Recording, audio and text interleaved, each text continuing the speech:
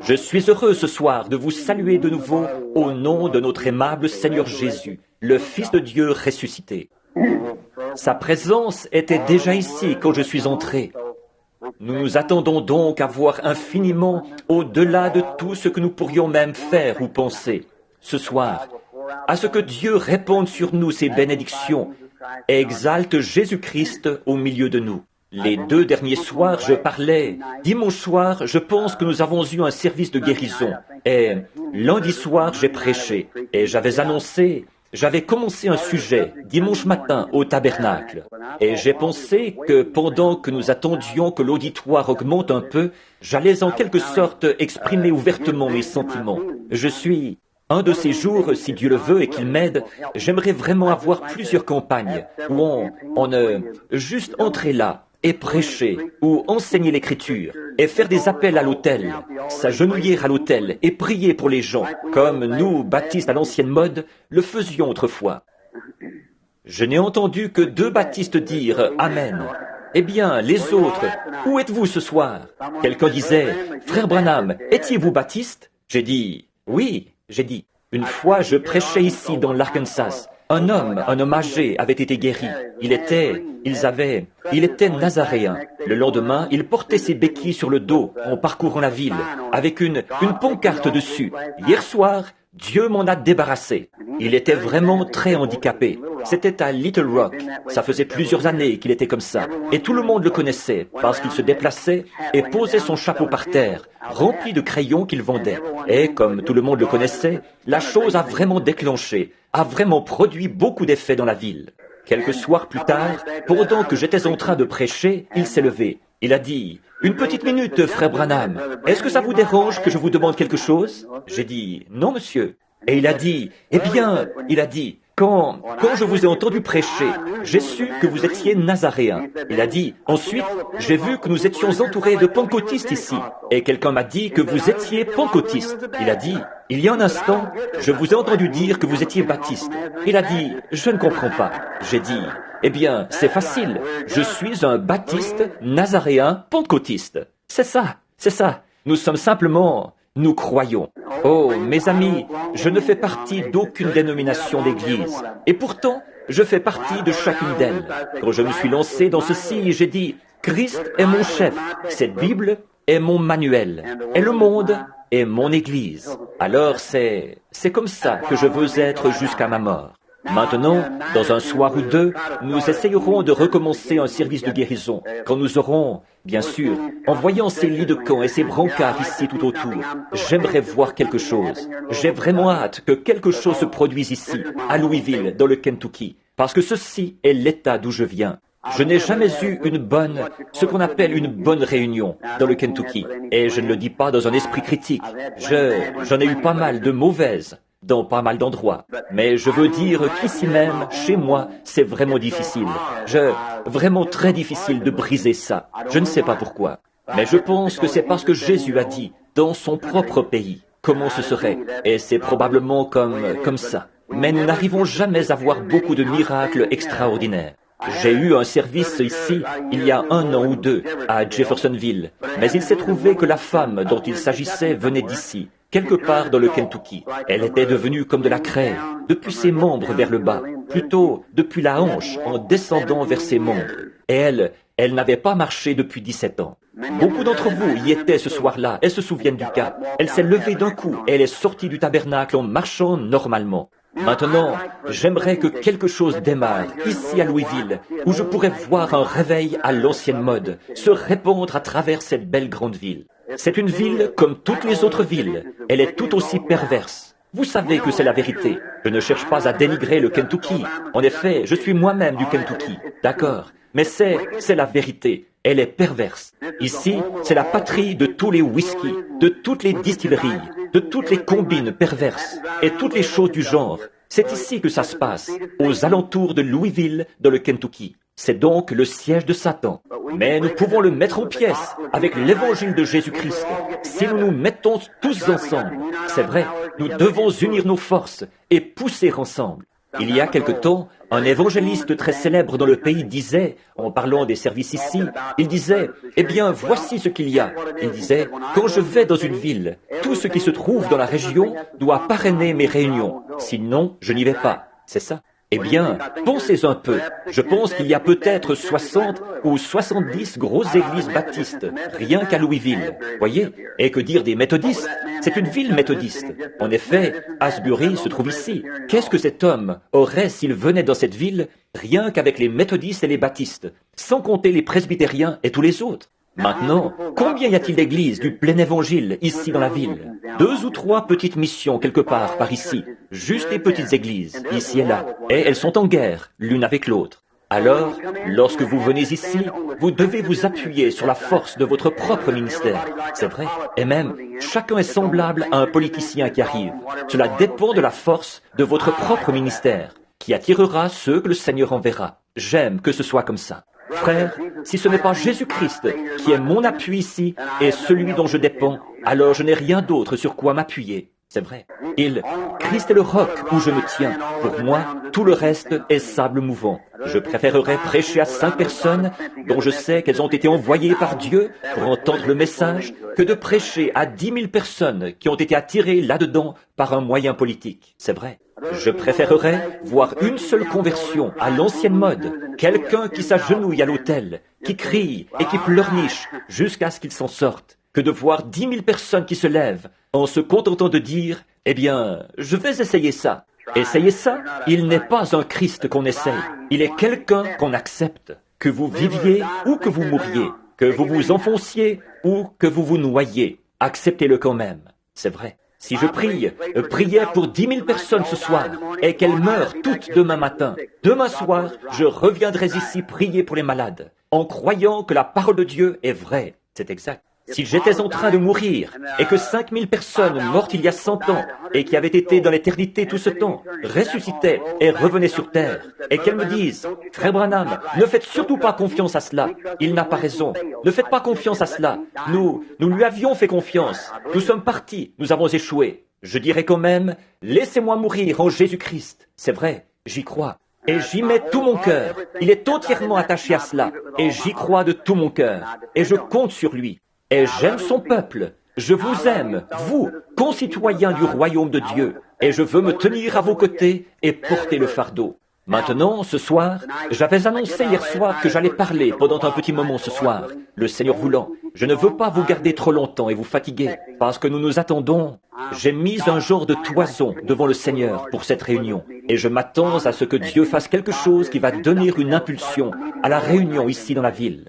Priez, remplissez votre rôle. Alors, quand le jugement viendra, tous, nous pourrons nous tenir là et dire que nous avons rempli notre rôle.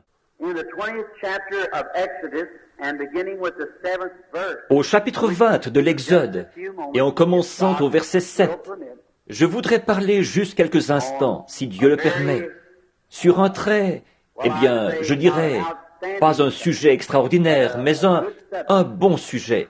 Dimanche dernier, à l'école du dimanche au tabernacle à Jeffersonville, nous avons abordé le sujet de la rédemption par le sang. Et voici ce que j'essaye de faire. Si vous voulez savoir pourquoi je fais ceci, ici, beaucoup d'entre vous disent ne m'avoir jamais vu prêcher dans une campagne de guérison. Mais je le fais dans un but. Je pense que si je pouvais amener les âmes à être brisées et à venir à l'autel, alors je trouverais grâce devant Dieu pour Louisville. C'est vrai.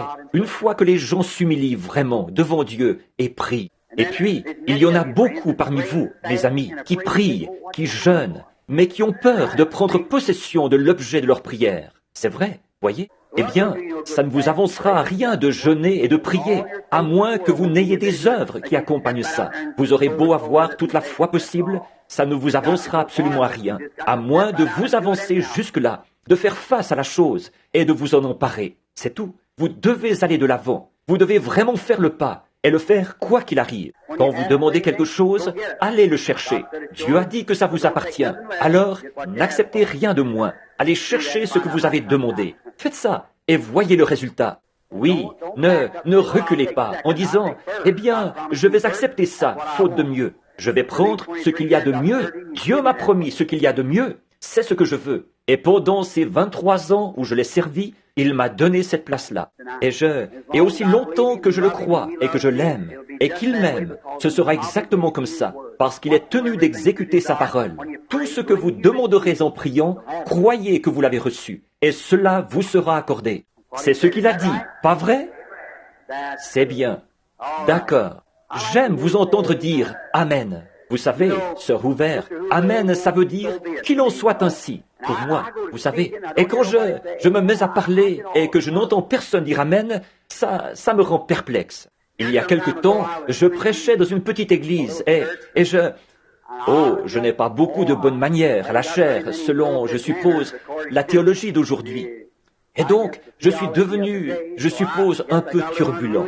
Je pense que j'ai sauté sur le dessus de la chair, comme ça. J'ai empoigné le micro et je suis resté assis là, avec les pieds qui balançaient, en prêchant de toutes mes forces. Je suis revenu à moi, je ne savais pas ce que je faisais. Quelques minutes plus tard, j'étais de nouveau perdu et je me suis retrouvé au milieu de l'allée centrale, en train de retrousser mes jambes de pantalon.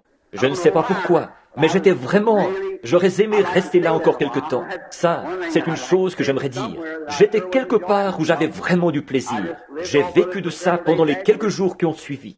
Un homme est venu à moi. Il a dit, dites donc, il a dit, comment pouvez-vous prêcher avec tous ces gens qui disent Amen? J'ai dit, c'est ça qui me fait prêcher. Oui, j'avais un vieux chien. Je chassais le raton laveur. Je dois avoir ici beaucoup d'amis du Kentucky qui aiment chasser le raton laveur. Alors, il forçait toutes sortes de bêtes à se réfugier dans un arbre. Et il les rapportait toutes, sauf la moufette. Il ne voulait avoir rien à faire avec ça. Alors, il la poursuivait jusque sous un tas de broussailles. Et tout ce que j'avais à faire, je ne voulais pas aller la chercher là-dessous, ça c'est sûr. Alors, tout ce que je faisais, c'était de soulever les broussailles, de le caresser et de crier « Vas-y, attrape-la, attrape-la !» Et il allait chercher la moufette. Eh bien, la pire moufette que je connaisse, c'est le diable. Et si vous voulez caresser un petit peu, vous n'avez qu'à crier « Amen » une fois de temps en temps. Et nous le forcerons à se réfugier dans un arbre d'ici peu, et nous l'attraperons. Vous savez, le vieux Buddy Robinson, beaucoup d'entre vous ont entendu parler de lui, n'est-ce pas? De l'église nazaréenne. Il disait, Seigneur, donne-moi une colonne vertébrale, semblable à une bille de bois. Donne-moi beaucoup de connaissances dans le pignon de mon âme, et que je combatte le diable aussi longtemps que j'aurai encore une dent. Et après, que je le morde avec les gencives jusqu'à ma mort. Je trouve que c'est bien ça, Et c'est précisément ça qu'il a fait. C'est précisément ça qu'il a fait. D'un âge avancé, il a près de 100 ans, et il prêche encore l'évangile. J'entends ces vieux vétérans qui prêchent comme ça. L'autre jour, j'ai allumé la radio, et il y avait un vieux frère d'une centaine d'années, qui s'appelle Mardoché F. Ham. Il prêche encore l'évangile. J'ai dit, oh Dieu, bénis-le, et qu'il ait des étoiles dans sa couronne, quand il arrivera là-bas. Frère Ham, je le connais à peine. Un de ces jours, je voudrais bien le rencontrer, avant qu'il aille dans le pays de l'autre côté. Alors, il pourra serrer la main de beaucoup de gens là-bas. Je sais que quand il arrivera là-bas, il y aura beaucoup de gens dont il pourra serrer la main. Oh, parce qu'il a été un vieux vétéran. Que le Seigneur vous bénisse maintenant. Et maintenant, avant d'aborder cette parole, demandons à l'auteur de descendre et de nous la révéler. Notre bienveillant Père Céleste, nous nous approchons de toi ce soir, dans ce beau et magnifique nom de ton Fils Jésus. Confessons nos péchés, que nous ne sommes pas dignes de prononcer son saint nom, car dans toute la famille des cieux se nomme Jésus, toute la famille sur la terre se nomme Jésus, et en ce nom tout genou fléchira et toute langue le confessera, qu'il soit pécheur ou saint. Alors, quand nous parlons en son nom, combien nos cœurs devraient frémir de révérence alors que nous parlons. Donc, nous te demandons en son nom, avec révérence, de venir à nous ce soir, Seigneur. Nous sommes ici au milieu d'une grande ville, remplie de toutes sortes de combines que Satan utilise pour lier les gens, comme leur entreprise, les jeux d'argent, la prostitution, le whisky, les cigarettes. Oh Dieu, et beaucoup de ministres à la chair laissent passer ça, comme si c'était juste une chose parmi tant d'autres. Mais, ô Dieu, donne-nous la voix de l'avertissement, afin que nous prêchions l'Évangile droitement et fidèlement, que nous mettions la cognée à la racine de l'arbre, que les éclats volent où ils veulent.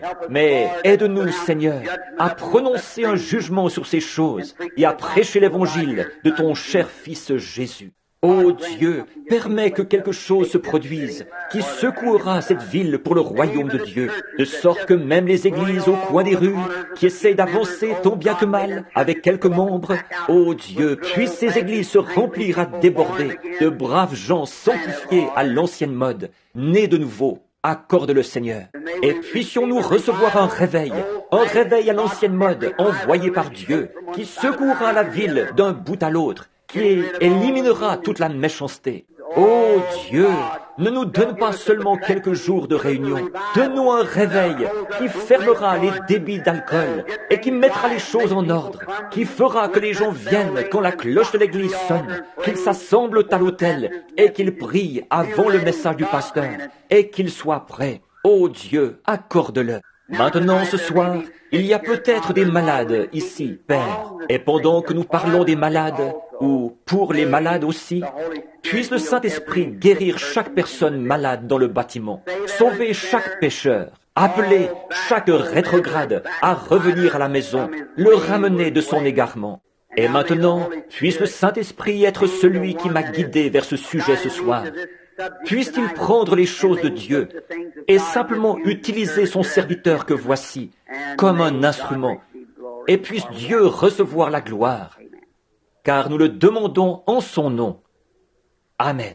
Au verset 7 du chapitre 20 des Nombres, nous lisons ceci. L'Éternel parla à Moïse et dit, « Prends la verge et convoque l'assemblée, toi et ton frère Aaron. Vous parlerez en leur présence au rocher, et il donnera ses eaux. » Je voudrais vous faire remarquer ça, ces eaux.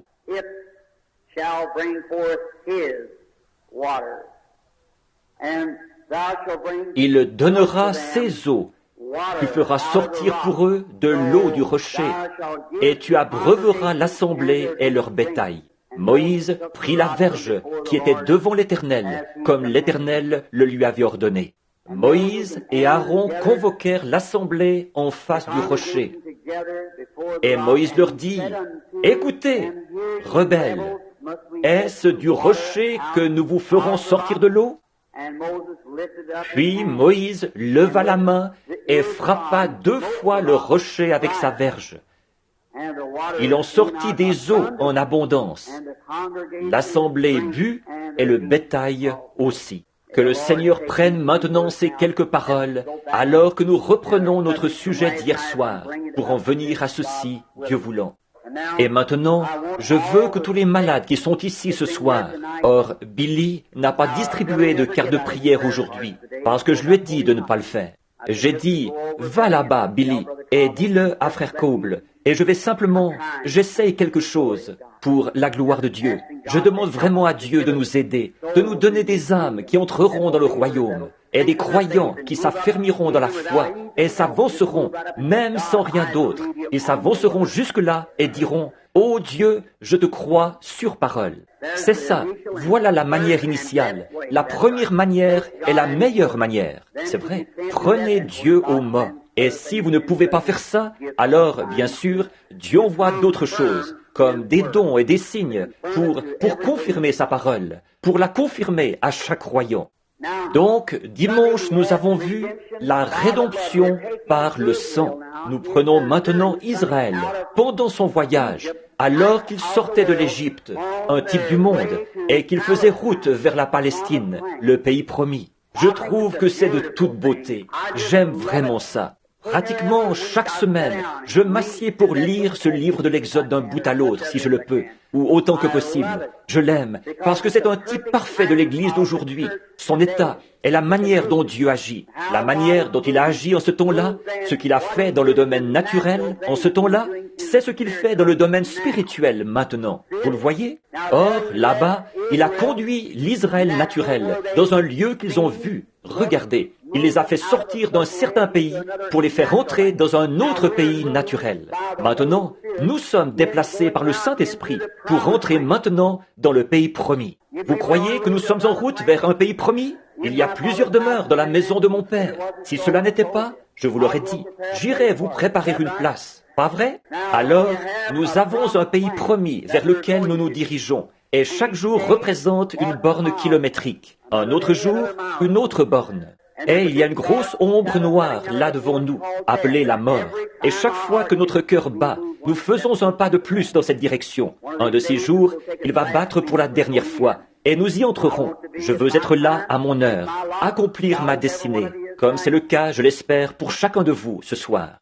Quand je saurai qu'elle se trouve juste devant moi et que je dois l'affronter, je ne veux pas être un lâche. Je veux m'envelopper dans le manteau de sa justice et m'y engager. En sachant ceci, je suis sûr que je le connais dans la puissance de sa résurrection. C'est vrai, afin que, quand il appellera à se relever d'entre les morts, je sois appelé avec ceux qui sont vivants. Dieu est Dieu des vivants.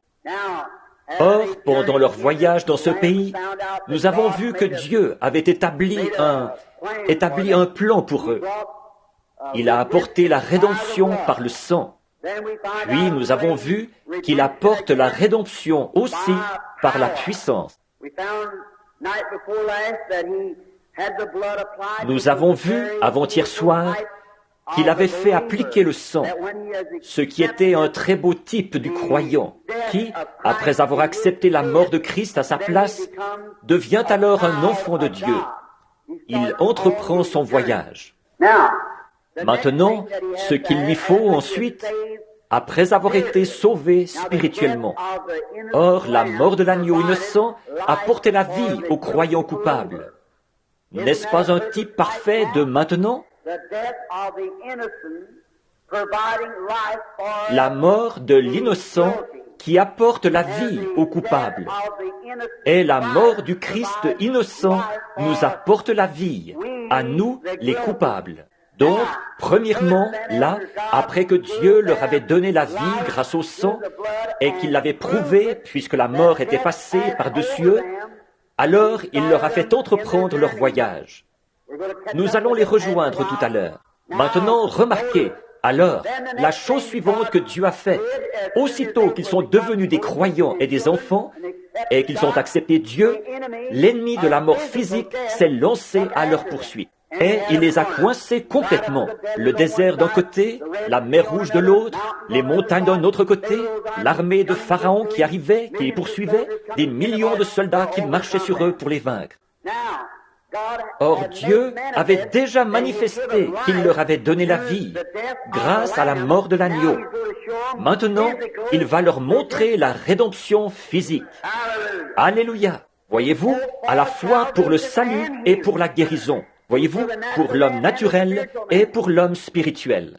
L'ange de la mort est passé par-dessus, ce qui prouvait que Dieu avait fourni un moyen d'y échapper grâce à l'offrande du sang et qu'il l'avait accepté. Maintenant, il va fournir un moyen d'échapper à une mort physique. Comme pour le croyant, aussitôt qu'il reçoit le salut, peut-être qu'il est rongé par un cancer ou par une autre maladie, Dieu procure aussi la rédemption par la puissance. De même qu'il procure la rédemption pour l'âme, il procure aussi la rédemption pour le corps. Ils étaient sauvés et ils étaient circoncis, ils étaient sous le sang, mais pourtant Pharaon l'ennemi allait les détruire, les tuer tous, là dans le désert. Et alors Dieu a montré sa puissance de rédemption pour leur corps. Vous saisissez? Vous savez de quoi je parle? La rédemption par la puissance. Et alors, au moment où l'ennemi les avait presque rejoints, la glorieuse colonne de feu surnaturelle, qui était au-dessus d'Israël, s'est élevée et est venue se placer entre eux et la mort. Laissez pénétrer cela pendant quelques minutes. Pouvez-vous voir de quoi je parle? Maintenant, pour chaque croyant, chaque enfant de Dieu né de nouveau, quand la mort vient à la porte comme un voleur, prématurément, l'ange de Dieu se place entre vous et la maladie. Bon, si vous voulez vous précipiter vers elle, ça vous regarde. Mais vous n'êtes pas obligé de le faire. Voyez, il se place entre vous et la mort. Il y a 23 ans, à l'hôpital juif, le docteur Maurice Fletcher me donnait 3 heures. L'un des meilleurs chirurgiens que vous ayez dans cette ville me donnait 3 heures à vivre. Je suis en vie ce soir. Alléluia. Pourquoi? Par la grâce imméritée, l'ange de Dieu s'est placé entre moi et la mort pour me protéger, et j'ai accepté cela. Et pour exprimer ma gratitude, par la grâce de Dieu, j'ai gagné un demi-million d'âmes pour lui ce soir. Oh, comme Dieu sait bien faire les choses. Si nous suivons simplement, n'essayez pas de conduire Dieu, laissez Dieu vous conduire. Voyez, c'est nous qui devons être conduits. Je pense que c'est pour cette raison que Dieu nous compare à des brebis. Avez-vous déjà vu une brebis égarée? Eh bien, c'est la créature la plus impuissante du monde. Elle ne peut pas trouver son chemin nulle part. Elle reste là à bêler jusqu'à ce que le loup la dévore ou qu'elle meure là. Elle ne peut pas retrouver son chemin. Et c'est comme ça, quand un homme est perdu, il est totalement impuissant. Vous ne pouvez absolument rien y changer. C'est Dieu qui, par le moyen de la grâce, doit vous conduire à Christ. Jésus a dit, « Nul ne peut venir à moi si le Père ne l'attire. Et tous ceux qu'il attirera et qui viendront, je leur donnerai la vie éternelle. » Quelle promesse! Oh, comme j'aimerais pouvoir ramener chaque personne ici à laisser descendre ça très profondément, sous la 5e côte du côté gauche, jusqu'à ce que ça atteigne le centre de son cœur. Vous verriez des gens se lever qui avaient toutes sortes de maladies accrochées à eux et sortir de ce bâtiment rempli de joie en refusant d'accepter ces choses. Des infirmes marcheraient tout à fait normalement. Ils refuseraient de reconnaître quoi que ce soit d'autre. Voyez, vous avez peur de vous lancer. Vous attendez que Dieu descende et vous fasse sortir de là. Ce n'est pas comme ça que Dieu s'y prend. C'est vous qui devez faire le pas. Il donne la promesse et dit, allez, viens, et alors vous suivez. Maintenant, remarquez, alors les enfants d'Israël, Dieu est venu se placer entre eux et le danger, la puissance de la rédemption par la puissance plutôt, la rédemption par le sang, la rédemption par la puissance. Hier soir, nous les avons laissés en train de se hisser sur le rivage, de l'autre côté de la mer Rouge. Tous les ennemis, les roues de leurs chars avaient été ôtées. Leurs chevaux avaient pris peur en plein milieu du fleuve. Et ils allaient dans toutes les directions comme ceci. Et les roues s'étaient embourbées et s'étaient détachées. Et une bande d'hommes courait comme des fous, les ennemis. Et Israël a grimpé sur le rivage pour voir Dieu étendre sa main et détruire tous les ennemis. Un très beau type du croyant sous le sang, guéri alors par l'intermédiaire, par la puissance de Dieu qui épargne sa vie, qui la prolonge pour un temps. Ils auraient tous été tués là même. Il les aurait massacrés là, en plein désert, si Dieu ne s'était pas interposé. Je serais mort depuis longtemps si Dieu ne s'était pas interposé entre moi et la mort. Chaque croyant ici serait mort depuis longtemps si Dieu ne s'était pas interposé entre vous et la mort. Chacun de vous. Donc Dieu, dans sa grâce souveraine et sa miséricorde, se place entre le croyant et la mort. Alléluia! Voilà, c'est ça. Puis, qu'est-ce qui vient ensuite pour le croyant? Ce qui vient ensuite, là, c'est le baptême du Saint-Esprit. Moïse a conduit les enfants d'Israël directement à la mer Rouge. Ils ont été baptisés dans la mer Rouge. La mer, l'eau, qui représente l'Esprit. Quand il a frappé le rocher, de l'eau en est sortie. C'était un type de Christ dans Jean 3,16.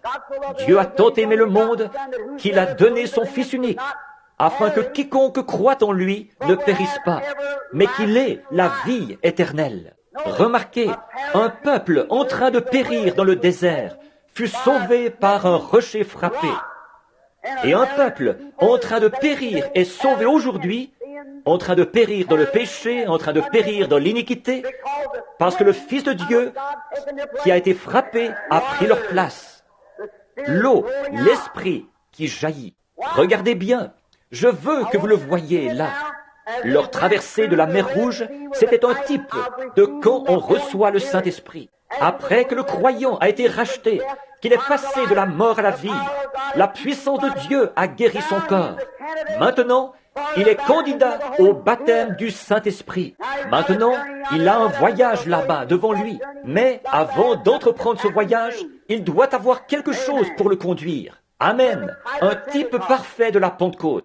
Remarquez, alors qu'ils se sont hissés sur le rivage, chaque croyant, quand vous entrez et que vous êtes sauvés, que vous acceptez le sang de Jésus, vous cherchez encore à vous cramponner à ceci et à vous cramponner à cela, et vous ne pouvez pas abandonner ceci, et vous ne pouvez pas abandonner cela. Au bout d'un moment, Dieu va peut-être faire de bonnes choses pour vous. Cependant, vous ne pouvez pas abandonner vos cigarettes et vous devez prendre un petit verre avec les copains de temps en temps. Mais ce qu'il vous faut faire, c'est de traverser la mer Rouge. Quand ils sont ressortis de l'autre côté, voilà, c'est ça. Je veux que vous le voyiez.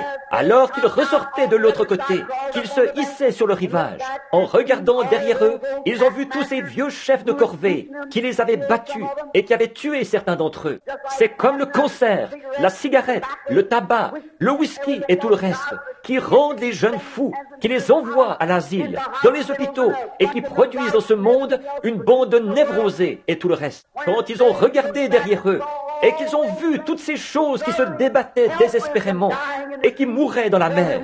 Frère, vous parlez d'une réunion. Ils en ont eu toute une. Moïse. Oh, je vais laisser ceci pénétrer profondément. J'espère que ça va descendre tout au fond. Moïse, le plus grand prophète qui ait jamais vécu à part Jésus-Christ. Il n'y a jamais eu un homme à qui Dieu ait parlé comme il l'a fait à Moïse, à part Christ. Il a dit, lorsqu'il y aura parmi vous quelqu'un qui est spirituel ou prophète, je lui ferai voir des visions et je me ferai connaître à lui. Mais il n'en est pas ainsi de mon serviteur Moïse. À lui, je parle de bouche à oreille. C'est vrai. Moïse, cet homme plein de dignité, dès qu'il a vécu cette expérience, qu'il a vu tous ces chefs de corvée morts, alors il a su que toutes ces choses avaient disparu à jamais. Toutes ces choses qui les avaient contraints, battus et fouettés, c'était terminé. Il a levé les mains et il a chanté dans l'esprit. Oh là là, ça n'a jamais été typifié et ça ne le sera pas tant que nous n'arriverons pas là-haut dans la gloire. Quand tout fut achevé, là, il chanta dans l'esprit. Et quand nos corps auront été rachetés, c'était un type du Saint-Esprit qui est venu à la Pentecôte quand nous avons traversé la mer. C'était un type de la Pentecôte. Et Moïse, dans le type à ce moment-là, quand il a eu traversé ça, il a chanté dans l'esprit. Celui-ci est venu le jour de la Pentecôte. Et quand le corps sera parfaitement racheté, maintenant, notre âme est parfaitement rachetée. C'est vrai, elle ne peut périr. Elle a la vie éternelle. C'est ce que dit la Bible. Oh, je me sens bien. Remarquez pourquoi. Parce que je sais que c'est ainsi dit le Seigneur. J'ancre simplement mon âme là. Je continue à marcher et je dis, Satan, siffle contre moi tant que tu voudras. Ça ne me dérange pas. Parce que je sais en qui j'ai cru. Et je suis persuadé qu'il a la puissance de garder mon dépôt jusqu'à ce jour-là. Amen. Ce qu'il nous faut ce soir, c'est un bon vieux réveil d'Alléluia à la Billy Sunday qui nous brise. C'est ça qu'il nous faut ici, autour de Louisville. C'est vrai, il nous faut un bon vieux réveil pentecôtiste à l'ancienne mode, envoyé par Dieu. Oui, monsieur. Remarquez, alors, quand nos corps seront rachetés, or, nous avons la guérison divine maintenant, qui en est une ombre. De même que là, c'était une ombre de la Pentecôte. Regardez ce qu'ils ont fait au temps de l'ombre du salut. Regardez comment ils ont marché là devant Dieu. Ils éteignirent là le tranchant du feu, échappèrent au tranchant de l'épée. Toutes ces choses qu'ils ont faites. Sortir des fournaises ardentes, remontèrent de la fosse au lion et tout le reste. Par l'ombre, alléluia, par l'ombre de la Pentecôte. Maintenant, nous avons une rédemption parfaite grâce au sang de Christ. Il ne pouvait pas avoir une rédemption parfaite en ce temps-là, parce que c'était sous le sang des taureaux et des boucs, ce qui n'ôte pas le péché. Ça ne faisait que couvrir le péché. Mais une fois que le sang de Jésus, le sang le plus saint et le plus juste, a été versé, les péchés n'ont plus été couverts. Ils ont été divorcés et supprimés, et le croyant entre dans la présence de son Créateur. Alléluia! S'ils ont fait ça, à ce moment-là, l'ombre, là, avec Moïse qui chantait dans l'esprit, alors dans l'Apocalypse, voilà que ceux qui ont la rédemption parfaite de leur corps étaient debout sur la mer de verre et ils chantaient de nouveau le cantique de Moïse, là, dans le livre de l'Apocalypse. Vous parlez d'une réunion du Saint-Esprit. C'est ce qu'ils ont eu quand ils sont remontés sur le rivage. Écoutez, sœurs, La petite Myriam, pleine de dignité, la prophétesse, la sœur de Moïse, une prophétesse, ça l'a tellement stimulée qu'elle a attrapé un tambourin et s'est mise à courir sur le rivage, en battant du tambourin et en dansant dans l'esprit. Non seulement cela, mais les filles d'Israël l'ont toutes suivie, en dansant dans l'esprit. Si ça, ce n'est pas une effusion du Saint-Esprit, je n'en ai jamais vu une. Alors, bien sûr, si toutes ces nations ritualistes et pleines de dignité avaient pu regarder dans leurs jumelles et voir ça, elles auraient dit « fanatisme », c'est vrai. Mais c'était Dieu, c'est vrai. Les choses pleines de dignité regardent de haut aujourd'hui ce que Dieu a béni. C'est vrai. Ça me rappelle une histoire. Un homme avait une grande et belle ferme. Il avait construit de grandes et belles granges, tout ce qu'il y a de plus imposant et du plus grand chic, mais il était trop paresseux pour cultiver. Bon, il y avait un autre fermier qui habitait près de lui. Sa grange ne valait pas grand-chose, mais lui était un vrai fermier, et il avait rempli sa grange de bonne nourriture cette année-là. Et 2 petits veaux sont nés, l'un dans l'une des granges, l'autre dans l'autre. Quand le printemps est arrivé, ils ont fait sortir les petits veaux de l'étable.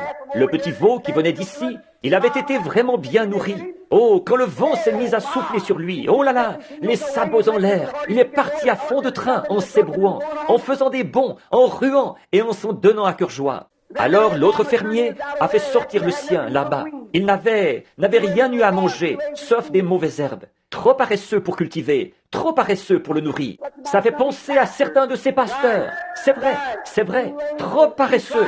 Ça a trop peu d'importance. Rien que des granges imposantes. C'est tout ce que vous avez. Mettez-y donc de la nourriture pour le veau. C'est vrai. Le baptême du Saint-Esprit prêché avec puissance, ça va les roussir. C'est vrai, mais c'est ça qu'il leur faut. Un bon vieux roussissement à l'ancienne mode. C'est de ça que l'Église a besoin. C'est de ça que les membres ont besoin.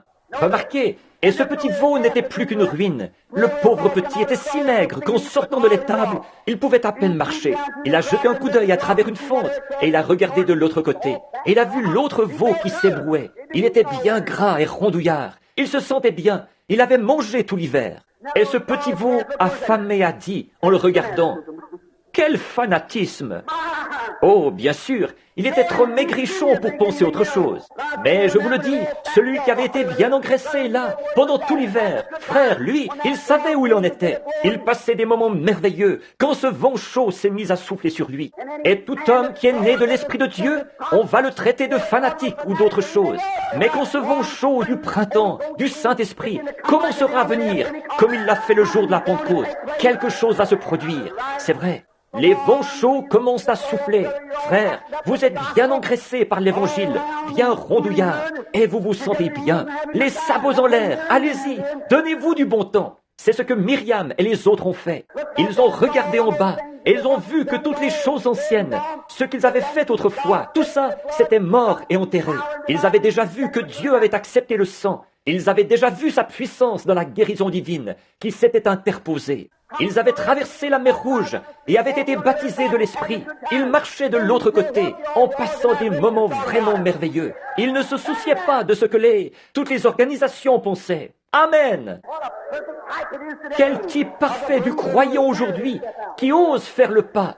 Dieu a promis qu'il pourvoirait à tous leurs besoins. Il a promis qu'il pourvoirait à tous nos besoins. Il ne leur a jamais dit « Je prévoirai un moyen de guérison, je prévoirai un moyen de ceci, je prévoirai un moyen de cela. » Il a dit « Je serai avec vous. » Alléluia.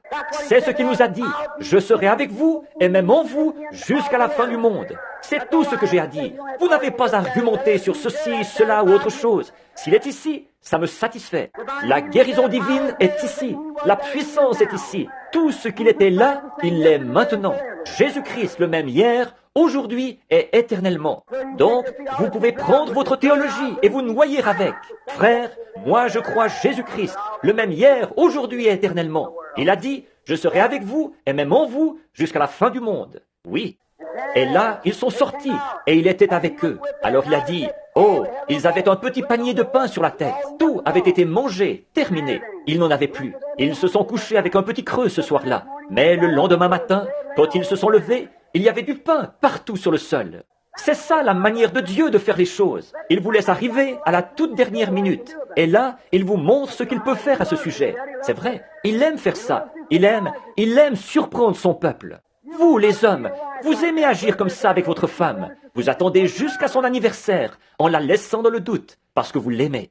C'est pour cette raison que Dieu nous laisse parfois arriver à la dernière extrémité. C'est parce qu'il nous aime et qu'il veut nous prouver de façon surnaturelle sa puissance. C'est parce qu'il nous aime. C'est pour cette raison-là qu'il le fait. Oui, il nous laisse simplement en arriver là, où nous sommes sur le point de faire le dernier pas. Et c'est là qu'il entre en scène.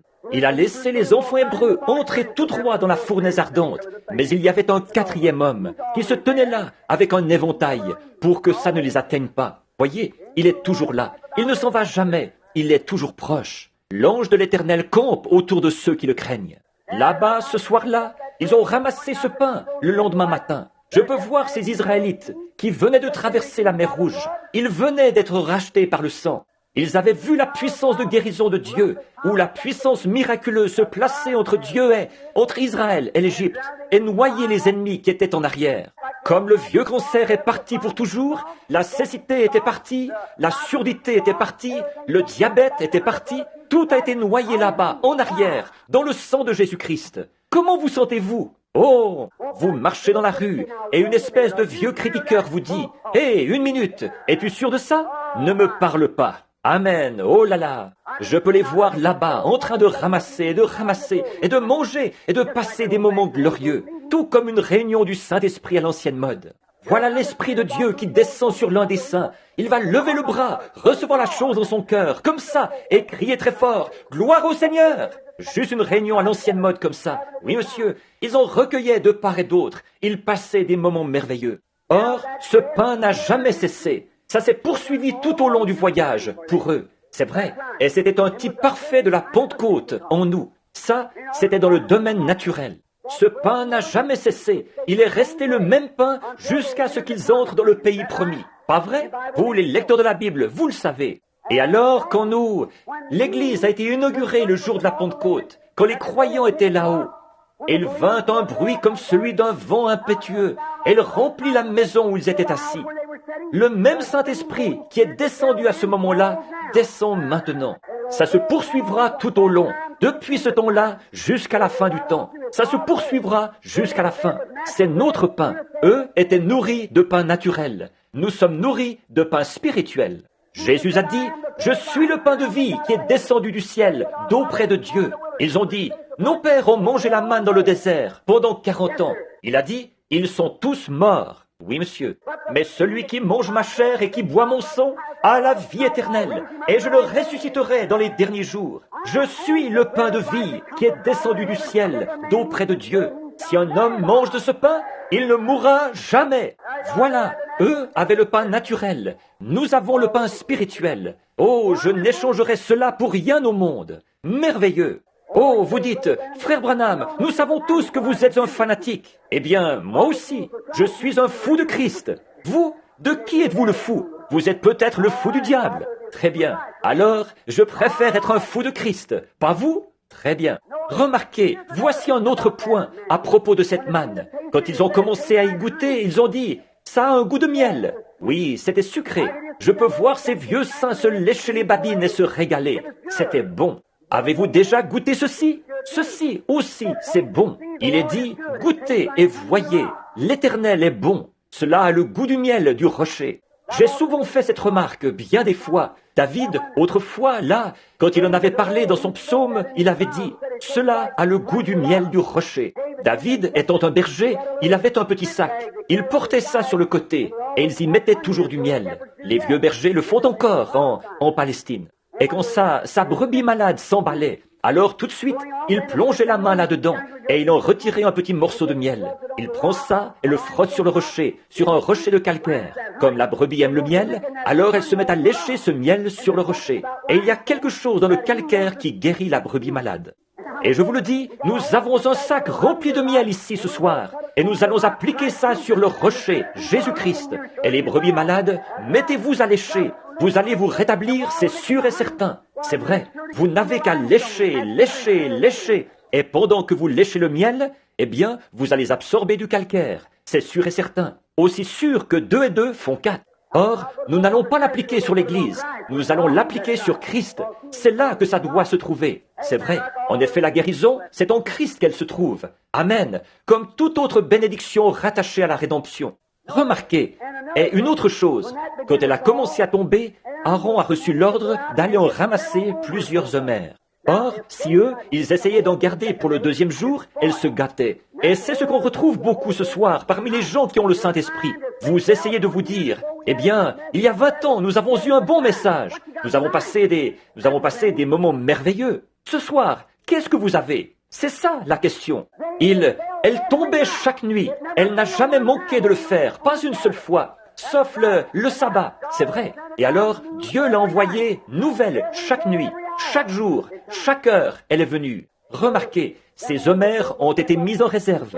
Il a dit, maintenant regardez, quand vous entrerez dans le pays et que vos enfants commenceront à poser des questions à ce sujet, il a dit, chaque sacrificateur qui entre maintenant dans le sacerdoce, après avoir reçu la permission d'entrer dans le lieu saint et tout, une fois ordonné comme sacrificateur, alors il avait le droit d'entrer et de prendre une bouchée de la manne originelle, qui était tombée au commencement.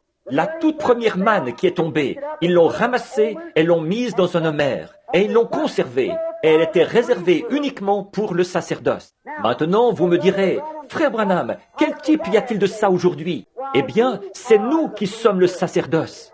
Vous êtes un sacerdoce royal, une nation sainte, un peuple acquis, offrant à Dieu des sacrifices spirituels, les fruits de lèvres qui célèbrent son nom. Amen. Voilà, c'est ça.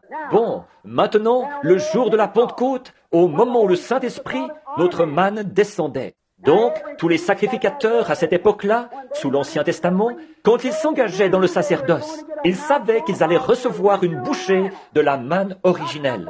Pas quelque chose de fabriqué, quelque chose de fabrication humaine qui lui ressemblait, mais ils allaient recevoir une portion de la manne originelle. Eh bien, le jour de la Pentecôte, quand notre manne à nous a commencé à tomber, le Saint-Esprit est venu comme un vent impétueux. Il y avait là un groupe de gens pleins de dignité. Ils étaient 120 dans une chambre haute, portes fermées, fenêtres baissées. Ils étaient assis là, ils attendaient la promesse. Oui, bien sûr, ils avaient été avec Jésus. Ils connaissaient sa puissance et tout ça, mais ils attendaient la promesse. C'est ce que nous voulons ce soir, être, si ce groupe de gens-ci pouvait arriver à être d'un même accord, comme eux l'étaient ce soir-là. De nouveau, la même chose se produirait ce soir, ici même, dans ce bâtiment, à Louisville, dans le Kentucky. De nouveau, ce qui s'était produit le jour de la Pentecôte. C'est vrai.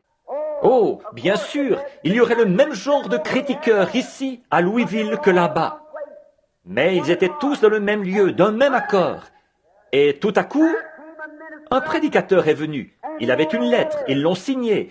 Ils ont reçu la main d'association et ils sont entrés dans la communion de l'Église. C'est peut-être comme ça que ça se passe aujourd'hui, mais pas dans ce temps-là. Ça, c'est à la manière des protestants. Le catholique, lui, il s'avance à l'autel, il fait sa première communion, il tire la langue, prend l'hostie, et le prêtre boit le vin, et c'est ce qu'il devient. Mes frères, le jour de la Pentecôte, ils étaient d'un même accord, dans le même lieu, et tout à coup, il vint du ciel. L'homme n'a eu rien à voir là-dedans. Un bruit comme celui d'un vent impétueux. Il remplit toute la maison où ils étaient assis. La puissance de Dieu est descendue sur eux. Les voilà qui sortent dans la rue, en se comportant comme une bande de fous, comme ils l'avaient fait là-bas, après avoir traversé la mer Rouge. Pas vrai? Ils poussaient des cris, ils étaient tout excités, ils titubaient, ils parlaient avec des lèvres balbutiantes. Oh, quelle excitation! Vous, à tel point que les gens, l'église pleine de dignité, ils se tenaient à distance et disaient, ces gens sont ivres de vin nouveau. Alléluia! De toute façon, vous allez me traiter d'exalté. Alors, autant commencer tout de suite. Bon. Regardez, ils étaient remplis de vin nouveau. C'est vrai, du vin venu du ciel, d'auprès de Dieu. Avez-vous déjà vu un homme ivre? Il est tout simplement amoureux de tout le monde. Voyez-vous, ça lui est égal. C'est comme ça qu'est un homme quand il est ivre de l'esprit. La Bible dit, ne vous enivrez pas de boissons fortes, c'est de la débauche. Soyez au contraire ivres de l'esprit. L'Esprit de Dieu vous rend tellement ivre que vous oubliez tous vos ennemis et tout. Tout le monde est amoureux de vous. Qui se trouve près de vous, ça vous est égal. Vous êtes l'homme le plus grand du pays à ce moment-là.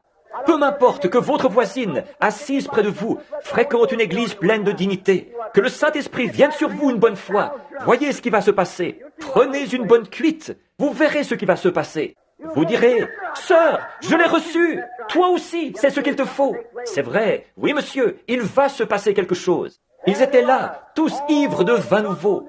Et écoutez, certaines de vous, les sœurs, ici, saviez-vous que la Sainte Vierge Marie était avec eux?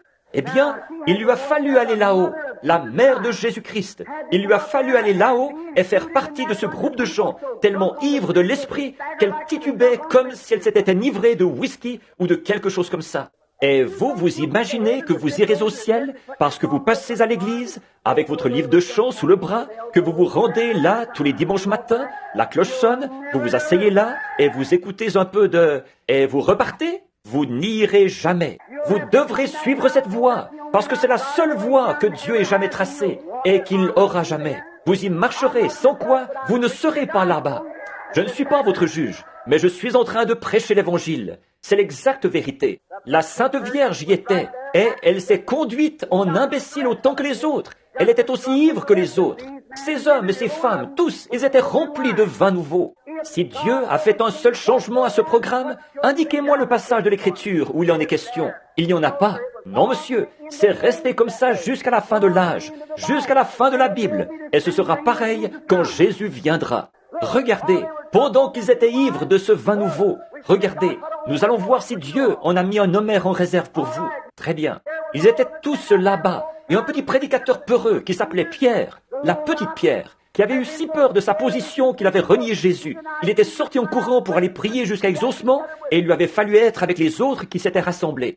Il est monté sur une caisse à savon, ou quelque chose comme ça, et il a dit, « Eh bien, hommes juifs, et vous qui séjournez à Jérusalem ?» C'était des docteurs en théologie. Oh, il a dit, « Vous, hommes hommes israélites, et vous qui séjournez à Jérusalem, et ainsi de suite, sachez ceci, ces gens ne sont pas ivres, comme vous le supposez, car c'est la 3e heure du jour, mais c'est ici ce qui... Si ceci n'est pas cela, je veux garder ceci jusqu'à ce que cela vienne. » C'est un fait. Il a dit, c'est ici ce qui a été dit par le prophète Joël. Dans les derniers jours, dit Dieu, je répandrai mon esprit sur toute chair. Vos fils et vos filles prophétiseront. Et sur mes servantes et sur mes esclaves, je répandrai de mon esprit, et elles prophétiseront. Je ferai paraître des signes en haut dans les cieux, et sur la terre, des colonnes de feu, de la fumée et de la vapeur. Et avant l'arrivée du jour du Seigneur, de ce jour grand et redoutable, quiconque invoquera le nom du Seigneur sera sauvé.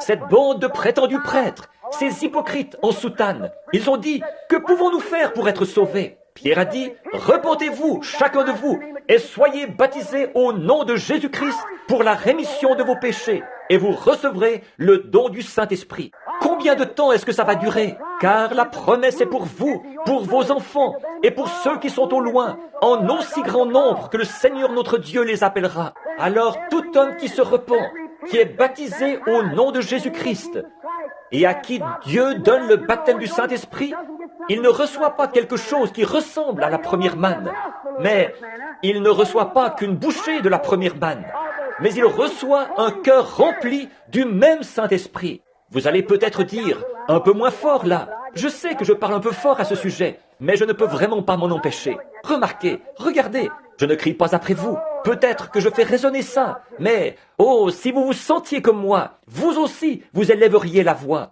Remarquez, oh, un cœur rempli de la manne originelle qui était tombé au commencement. Ce même Saint-Esprit qui était descendu à ce moment-là descend maintenant. Et vers qui va-t-il aller? Vers vous, vers vos enfants, vers ceux qui sont au loin, à Louisville, dans le Kentucky, et en aussi grand nombre que le Seigneur notre Dieu les appellera. Ils recevront exactement la même chose que ce que nous avons ici. C'est ce qu'il a dit. Dieu l'a béni, il l'a prêché, le Saint-Esprit l'a apporté. Je l'ai reçu, c'est réglé. Amen. Voilà, ça me suffit. Je l'ai pris au mot, il l'a accompli.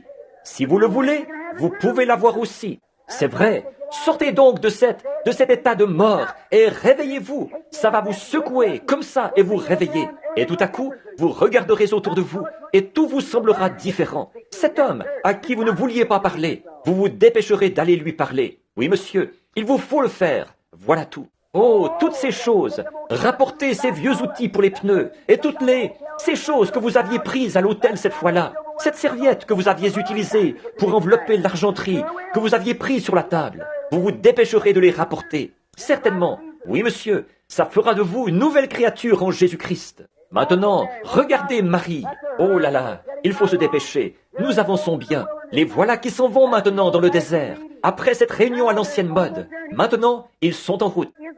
N'est-il pas étrange qu'ils aient été conduits directement au désert de Sin? Directement au désert, directement à la source d'eau amère. Pouvez-vous imaginer Dieu qui emmène ses enfants, juste après qu'ils ont été sauvés et remplis du Saint-Esprit, à des sources d'eau amère? Bien sûr, il désirait leur exprimer de nouveau son amour. C'est vrai. Ils sont arrivés là-bas. Vous savez, une fois que vous avez reçu le Saint-Esprit, vous rencontrez beaucoup d'obstacles. De nombreux malheurs atteignent le juste. Mais de tous, Dieu le délivre. Dieu vous amène directement en face de ces choses pour pouvoir vous montrer sa puissance et sa bonté. C'est comme l'histoire que j'ai entendue du berger à Jérusalem qui avait cassé la patte de sa brebis. On lui a dit, « Oh, berger cruel, pourquoi as-tu cassé la patte de cette brebis ?»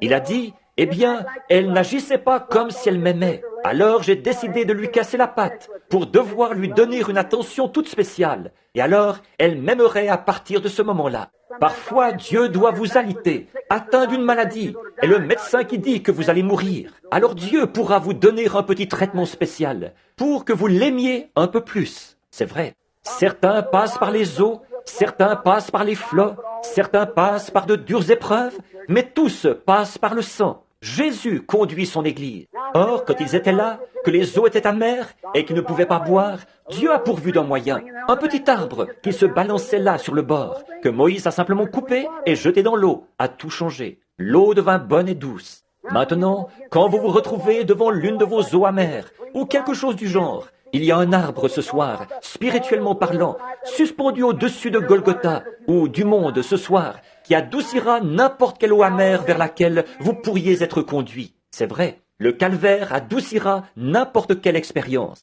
Souvent, nous nous retrouvons dans des situations difficiles et nous nous posons des questions. Il m'arrive alors de fermer les yeux et de penser, là-bas, à Golgotha, c'est là que mon Rédempteur a versé son sang et est mort pour ma vie. Alors mon épreuve semble bien petite. Je la mets simplement de côté et je continue à marcher. Cela l'adoucit. Cela a adouci toutes les expériences que j'ai eues. Il les adoucit toujours quand j'arrive à mes eaux de Mara. Maintenant, nous sommes sur le point de les rejoindre, là, dans le désert, après tous ces grands signes et prodiges.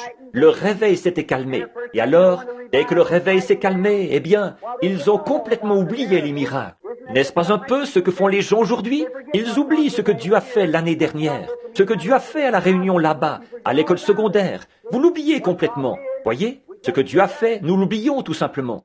Maintenant, remarquez, et parce qu'ils se sont mis à se disputer entre eux, eh bien, en fait, moi, après tout, je suis méthodiste. Notre église est la plus grande. Moi, je suis baptiste, et je vais vous le dire tout de suite. Nous croyons à la sécurité éternelle, et nous l'avons. Vous autres, la doctrine, vous ne l'avez pas, après tout. C'est à ce moment-là que vous vous attirez des ennuis, et que votre approvisionnement en eau est coupé. C'est vrai, c'est vrai. C'est à ce moment-là, dans le désert, quand il vit dans le désert, qu'il se met à murmurer et à se plaindre. Eh bien, je vais te dire une chose. Ce vieux pasteur, quand il était ici, ce vieux prédicateur qui prêchait cette religion d'autrefois, comme ça, je ne sais pas s'il avait raison ou pas. Je te le dis, il a rendu ma mère tellement furieuse un soir qu'elle est rentrée à la maison. Je te le dis, elle était vraiment remuée. C'est ce qu'il fallait, c'est vrai. Oh, je ne sais pas si oui ou non, je veux continuer à écouter ça. C'est là que votre approvisionnement en eau est coupé, c'est vrai. Ça, c'est quand vous vous retrouvez dans le désert. Ils se sont mis à murmurer. Ils disaient, notre âme est dégoûtée de ce pain misérable. Après avoir quitté l'ail et les oignons de l'Égypte, ils mangeaient de la nourriture d'ange et ils se plaignaient quand même. N'est-ce pas comme l'Église? Maintenant, j'en arrive aux gens de la sainteté, là, à vous ici. Oui, à vous tous. Ils mangeaient de la nourriture d'ange et puis ils disaient, j'aimerais bien qu'on soit en Égypte pour avoir encore de l'ail. Il va y avoir Clayton, McMission et ses Wildcats au bar ce soir. Si je n'avais pas adhéré à cette espèce d'église, je pourrais y aller. Vous feriez tout aussi bien d'y aller. Là où sont vos trésors, là aussi est votre cœur. Vous n'avez jamais rien reçu au départ. C'est vrai, c'est vrai. Oh, j'aimerais faire ceci ou faire cela. C'est ça, toujours une plainte. Ils avaient quitté les eaux boueuses de l'Égypte pour boire les eaux pures du rocher des âges, et ils s'en plaignaient. Ils avaient quitté le lieu des grands médecins vantards de l'Égypte, des grands vantards et tout, pour être avec le grand médecin. Ils avaient quitté ce lieu où on disait que le temps des miracles est passé, pour être avec les gens qui avaient des signes et des prodiges qui les accompagnent. Et ils se plaignaient quand même. Oh là là, oui monsieur. Là-bas, évidemment, les Égyptiens, eux, c'étaient des gens des nations, froids, indifférents. Ils ne croyaient pas à ça, au miracle. Et puis, ils étaient là où ils avaient une colonne de feu autour d'eux. Nous l'avons ce soir. Ils étaient là où ils avaient la joie dans le camp, où ils jubilaient, où des miracles se produisaient et tout. Et ils s'en plaignaient. C'est pour ça que l'eau a tari. C'est pour ça qu'ils n'avaient rien à manger, ni rien à boire. C'est parce qu'ils murmuraient. Et c'est ce qui se passe avec les églises de la région de Louisville ce soir. Elles murmurent, elles se plaignent. Miséricorde, reprenez le collier. C'est ça. Qui est donc ce gars-là, ce Moïse? Pourquoi est-ce que nous avons écouté cet exalté de prédicateur finalement? Qu'est-ce que nous faisons ici? Et leur approvisionnement en eau a tari. Je pense à Moïse, ce grand homme. Il avait été instruit dans toute la sagesse des Égyptiens. Regardons-le quelques minutes. Considérons Moïse une minute. Regardez cet homme. Les Égyptiens, ils étaient bien plus avancés que nous aujourd'hui, pour ce qui est de la science médicale. Ils étaient bien plus avancés que nous. Il y a bien des choses qu'ils pouvaient faire que nous ne pouvons pas. Et Moïse avait le remède à tout. Et pendant qu'il était là-bas, pensez-y, il y avait environ 2 millions de personnes avec Moïse. Il y avait de jeunes enfants, il y avait des hommes âgés, des femmes âgées, il y avait des infirmes et des aveugles, il naissait des bébés, des milliers chaque semaine. Et Moïse, le docteur Moïse, était là-bas dans le désert avec tous ces gens. J'aimerais regarder dans sa pharmacie, pas vous? J'aimerais voir ce que le docteur Moïse avait dans sa pharmacie. Jetons un petit coup d'œil dans sa pharmacie et voyons ce qu'il avait. Moïse, eh bien, qu'est-ce que tu avais là-dedans, Moïse? Eh bien, nous voyons que tout au long de ce voyage de 40 ans, il est né plus de 2 millions de bébés. C'est vrai. Qu'est-ce que tu as utilisé, Moïse? Qu'est-ce que tu as utilisé pour tous ces maux, ces douleurs, ces cancers, ces cas de cécité, de surdité, de mutisme? Mais on m'a dit que, quand vous êtes sortis du désert, il n'y en avait pas un seul qui était faible parmi eux. Dis donc, certains médecins aimeraient bien regarder là-dedans, dans cette pharmacie-là, n'est-ce pas? Et une autre chose, Moïse, qu'est-ce que tu as aspergé sur ces gens pour que même leurs vêtements ne s'usent pas? Leurs souliers ne se sont jamais usés après avoir marché sur ces pierres. Si vous avez déjà été là-bas, vous savez à quoi ressemble le désert. On use une paire de souliers en 3 jours. Et en 40 ans, ils n'ont même pas usé un petit bout du cuir. Moïse, qu'est-ce qu'il y avait dans ta pharmacie? Regardons dedans. Je le vois. J'ai une prescription. Je suis l'Éternel qui te guérit. C'est réglé. Amen. Oh Moïse, mon père est allé par ici. Il vient de tomber et il s'est cassé la jambe. Qu'est-ce que tu as pour lui? Je vais regarder ça. Si tu obéis à ma voix, si tu fais tout ce que je t'ordonne, je ne te frapperai d'aucune des maladies dont j'ai frappé les Égyptiens, car je suis l'Éternel qui te guérit. Dis-lui ça. Il s'est rétabli. Amen. C'est ça. Oh, il est gravement malade. Mon bébé a des coliques ou une pneumonie. C'est très grave. Docteur Moïse, qu'est-ce que je peux faire? Je vais voir ce que j'ai. Je suis l'Éternel qui te guérit. C'est réglé. Amen. Il repartait. C'est ça. Ils poursuivaient leur chemin dans la joie. C'est tout ce qu'il lui fallait. Je suis l'Éternel qui te guérit. Il y a 600 et quelques promesses bien claires concernant la guérison divine, rien que dans le Nouveau Testament. Et pourtant, nous mettons Dieu en doute ce soir. Que va signifier le jugement pour nous? C'est ça. Je suis l'Éternel qui te guérit. Oui, monsieur. C'est ce que Moïse avait, ce que le docteur Moïse avait dans sa sphère, dans sa pharmacie. C'était ceci. Je suis l'Éternel qui te guérit. Donc, il a guéri toutes les maladies et les a parfaitement gardées. Il leur a fait traverser le désert et les a fait entrer dans le pays promis. Oh là là! Ils avaient quitté tous les grands médecins vantards de là-bas pour être avec le grand médecin. Ils avaient quitté cette bande de gens qui étaient froids, formalistes et indifférents, qui disaient que les miracles n'existent pas. Et ici, une colonne de feu se tenait au-dessus d'eux. Des gens étaient guéris, tout ce dont ils avaient besoin, tout leur était fourni directement. Et pourtant, ils se plaignaient quand ils ont manqué d'eau. Mais alors, dans la grâce souveraine de Dieu, malgré tout ça, comme vous ici, à Louisville ce soir, au milieu de tous ces cris, les jours des miracles sont passés. L'association des médecins essaie de stopper la guérison divine partout dans le pays. Vous ne la stopperez jamais. autant vous arrêter tout de suite. Vous ne pouvez pas plus la stopper que vous ne pouvez stopper le soleil. C'est vrai.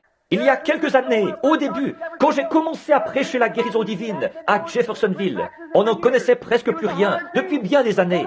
Cela a été difficile. Mais frères, ce soir, il y en a des millions partout qui font entendre leur voix. Essayez de stopper ça? Impossible.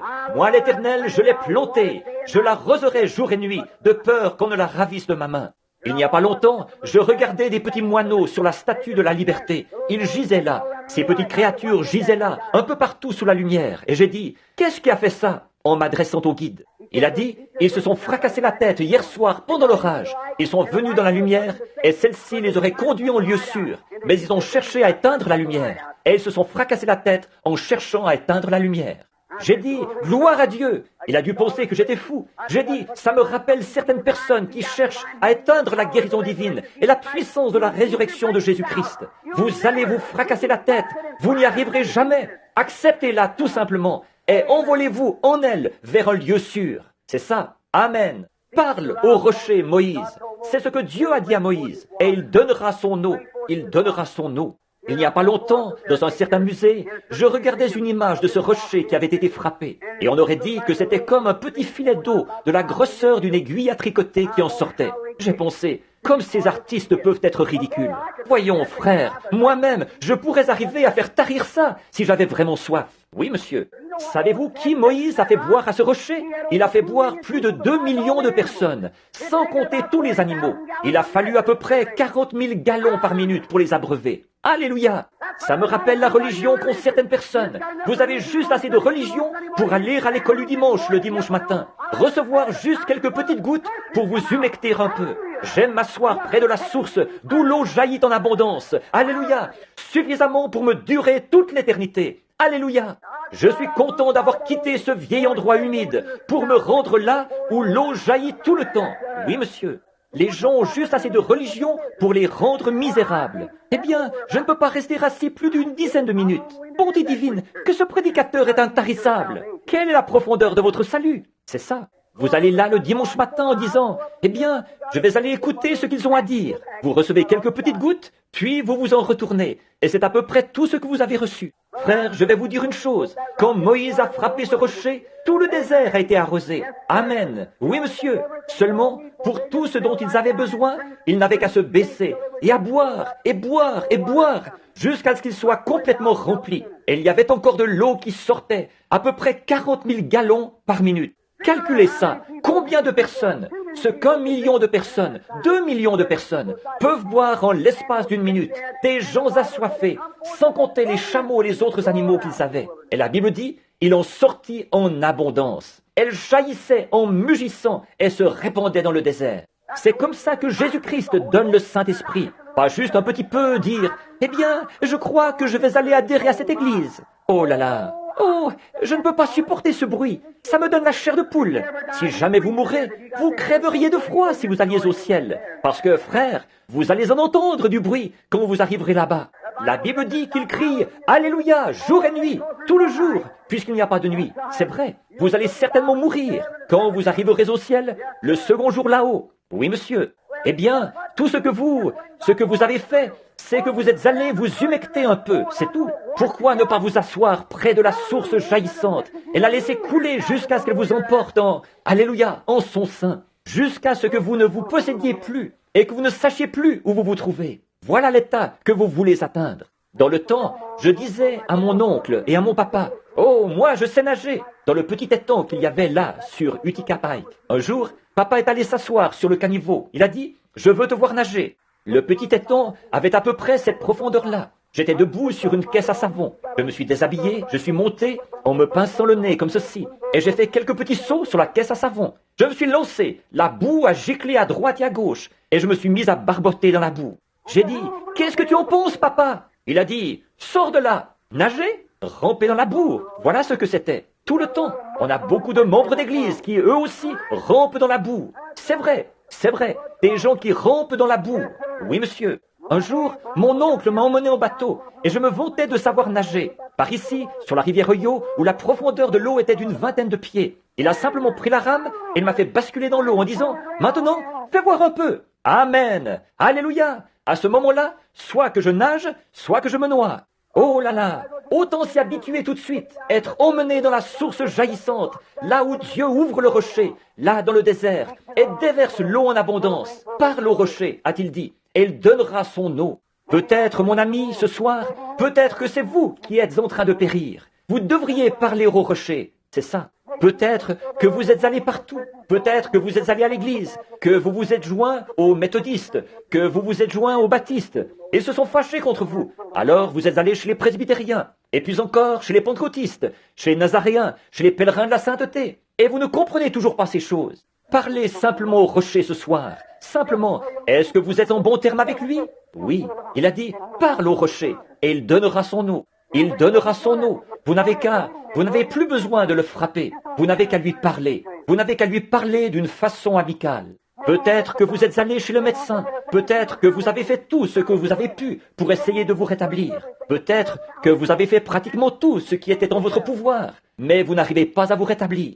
Chaque médecin, vous avez passé par tous les cabinets que vous connaissiez. Et le médecin dit, on ne peut rien faire pour vous. Pourquoi ne pas parler au rocher ce soir? Il a les eaux de la vie là pour vous. Il vous donnera la vie en abondance. Une fois, il y avait une femme dans la Bible qui s'appelait Agar. Je pense à elle, et je m'apprête à terminer, c'est l'heure. Il y avait une femme qui s'appelait Agar. Elle avait un petit bébé. Elle avait été envoyée dans le désert avec une seule petite outre d'eau.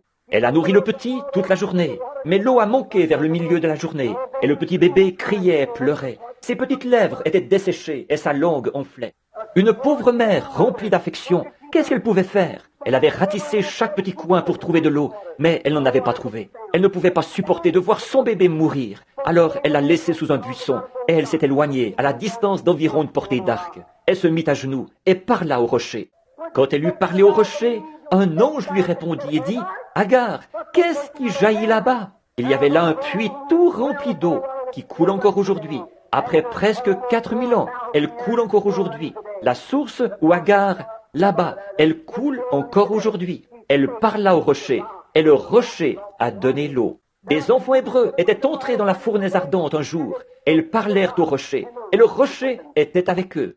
Il y avait une fois une femme qui venait de la Samarie. Elle était découragée. C'était une pécheresse. Elle avait un passé très chargé, peut-être. Elle était découragée. Elle allait au puits de Jacob y chercher un soulagement. Elle s'en retournait. Elle allait au puits de Jacob. Elle s'en retournait. Un jour, elle a posé la cruche et elle se tenait là, découragée. Et le rocher était là, debout à côté d'elle. Elle parla à ce rocher. Il lui a donné une grande source jaillissante dans son âme.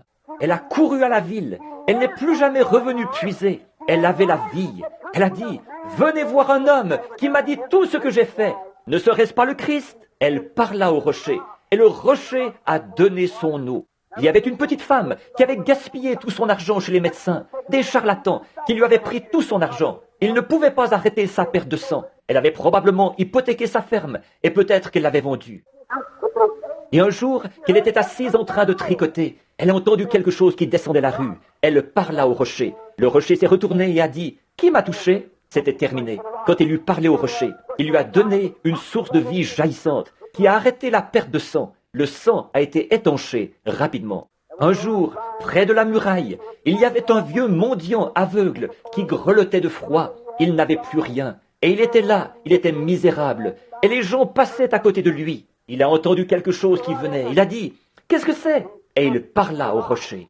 Bien que les membres de son église autour de lui aient essayé de l'arrêter en lui disant « C'est peine perdue, tu ne peux pas recevoir ça, reste à l'écart, tais-toi » Mais il a crié encore plus fort « Fils de David, aie pitié de moi, aie pitié de moi » Il parla au rocher, et le rocher lui a donné une source jaillissante, et ses yeux se sont ouverts. Ce même rocher qui était dans le désert est ici aujourd'hui. Il fait que les gens se réjouissent. Un jour, tout Jérusalem était sorti pour voir un guérisseur divin, un exalté qui entrait dans la ville, avec quelques personnes qui étaient là, qui criaient de toute leur force « Hosanna! Hosanna à celui qui vient au nom du Seigneur !» Ces prétendus membres de l'Église, ils étaient là en soutane, forts de leur doctorat en théologie. Ils disaient « Qu'ils se taisent donc! Oh, ils me donnent des frissons dans le dos et tout.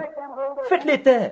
Il a dit, s'ils se taisent, les pierres crieront. Pourquoi ça? La pierre même, qui s'était détachée de la montagne sans le secours d'aucune main, arrivait. roulaient dans Jérusalem. Les petites pierres y buvaient. Parle au rocher et il donnera son eau. Si vous avez besoin du salut ce soir, parlez au rocher, il donnera son eau. Si vous êtes rétrograde ce soir, parlez au rocher, il donnera son eau. Si vous êtes ici ce soir et que vous êtes sans Christ, vous avez essayé de trouver le salut dans toutes les églises de la ville, parlez au rocher, il donnera son eau. Vous le croyez? Si vous êtes rétrograde, que vous vous êtes éloigné de Dieu et que vous pensez qu'il n'y a plus aucun espoir pour vous, parlez simplement au rocher et il donnera son eau. Le croyez-vous de tout votre cœur? Croyez-vous que Dieu l'accordera? De tout votre cœur, vous le croyez? Alléluia! Il est ici ce soir.